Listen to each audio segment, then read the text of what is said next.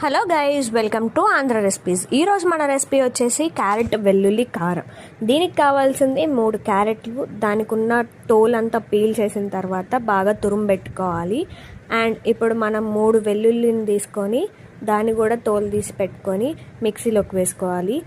2 table spoon of జీలకర్ర, 2 table spoon of salt and 3 table spoon of కారం. అంటే మీకు ఎంత కారం కావాలంటే అంత, అండ్ ఎంత ఉప్పు కావాలంటే అంత వేసుకొని బాగా మిక్సీ చేసేసుకోవాలి. సో నా మిక్సీ స్టైల్ ఏంటంటే చెయ్యి ఇట్లా పెట్టి ఇట్లా అనేగానే మిక్స్ అయిపోతుంది. సో మీరు కూడా అట్లా మిక్సీ పట్టేసుకొని ఆ వెల్లుల్లి కారంని కూడా క్యారెట్ తురుముకున్న దాంట్లో వేసేసుకోవాలి. 2 బాగా మిక్స్ చేయాలి, ఎలాంటి ఉండలు లేకుండా. ఈ వెల్లుల్లి కారంలో కానీ క్యారెట్లో కానీ ఎలాంటి ఉండలు లేకుండా బాగా మిక్స్ చేసి పక్కన పెట్టేసుకోవాలి. ఇప్పుడు మనం నాన్ స్టిక్ ప్యాన్ తీసుకొని 1 టేబుల్ స్పూన్ ఆఫ్ ఆయిల్ వేసుకోవాలి. ఆయిల్ కాగిన తర్వాత 2 టేబుల్ స్పూన్ ఆఫ్ తాలింపు దినుసులు వేసుకోవాలి. అండ్ నాకు పచ్చెనపప్పు ఎక్కువ నచ్చుతాయి కాబట్టి సో నేను కొన్ని ఎక్కువ పచ్చెనపప్పులు తీసుకున్నా.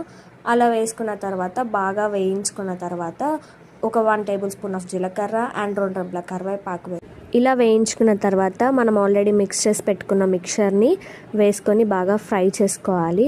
ఇలా 2 నిమిషాల నుంచి 3 నిమిషాల వరకు కలిపి పెట్టుకున్న తర్వాత మూత పెట్టేసుకొని 10 నుంచి 20 నిమిషాల వరకు బాగా కుక్ చేసుకోవాలి. లైక్ క్యారెట్ వాసన పచ్చి వాసన పోయేంత వరకు బాగా కుక్ చేసి పెట్టేసుకోవాలి. ఎప్పుడు వాడే కారపొడిలే కాకుండా ఇలాంటి ఒక కారపొడిని కూడా మీరు కూడా ట్రై చేయండి, చాలా బాగుంటుంది. పిల్లలు అండ్ ఫ్యామిలీ కూడా బాగా ఇష్టపడతారు.